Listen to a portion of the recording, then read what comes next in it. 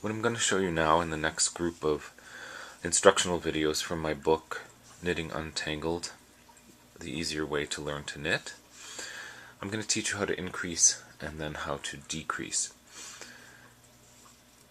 When knitting, there comes times when you need to increase for shaping of a sleeve or the body of a sweater, or for any number of reasons. Sometimes a pattern asks for knit increases and decreases, and I'm going to show you how to increase.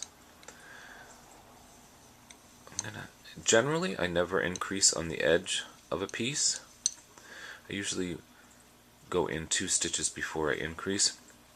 I'm going to show you a basic increase, sometimes referred to as knit into the front and the back.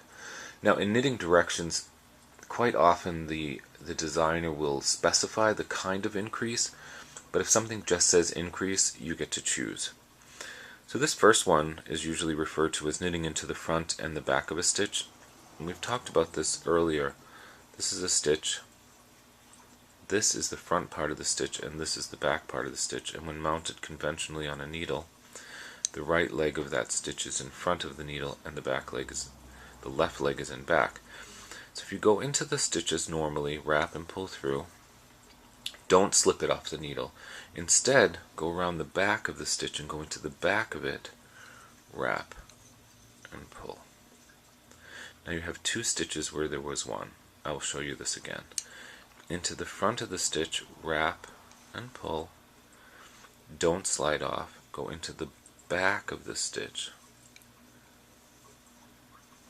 wrap and pull the yarn through.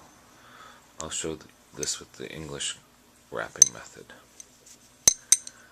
Front of the stitch, wrap and pull. Don't slide off. Into the back of the stitch, wrap and pull and off. One more time.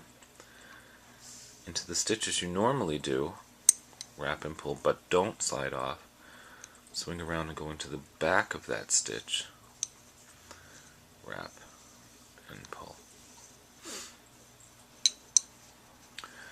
Now you can see this increase has what look like purl bumps on what we've been calling, the knit side. And that's expected, and sometimes that can be used as a design element. I'm going to show you another kind of, I think Kat Bordy referred to these as la rink and la link, and those stand for, these increases either lean to the right or lean to the left, and sometimes you want to make that kind of thing obvious in your knitting. I just refer to them as a right-leaning or a left-leaning increase. Now you have the stitch on your needle, and then you have the stitch in the previous row.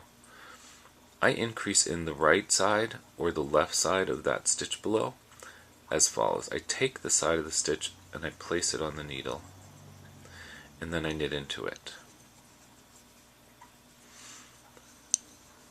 And then I knit the stitch as I normally would. And so there we have 2 stitches where there was 1. I'll do it again. I take the right part of that stitch below, I place it on the needle, and then I knit into it, and then knit into the stitch. That is 1 stitch increased. If I want it to lean to the left, first I knit the stitch, I take it off, and then I reach below the stitch below, and I knit into that stitch. One more time, I knit the stitch, I lift the stitch below it, and I knit into that stitch. And those are 2 increases that I know. Hi everyone, I wanted to show you another increase. This one is perhaps the simplest of all increases. It's called a yarn over.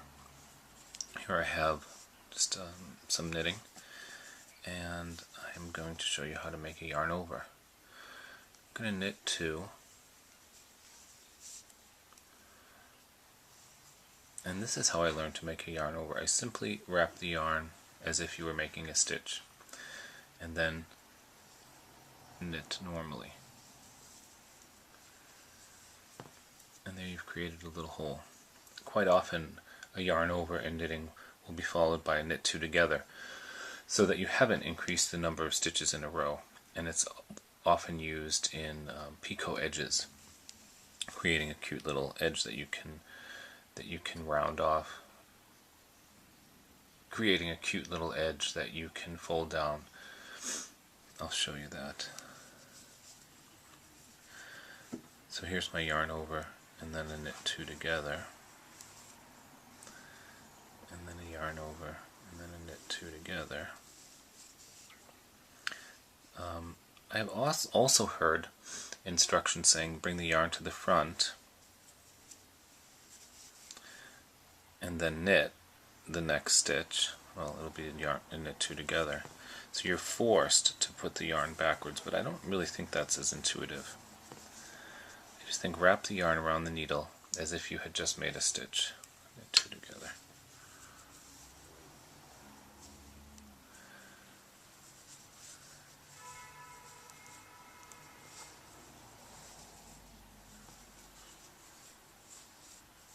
And there you have a series of holes. This is perhaps the simplest of buttonholes for a small button. But there you go, the yarn over.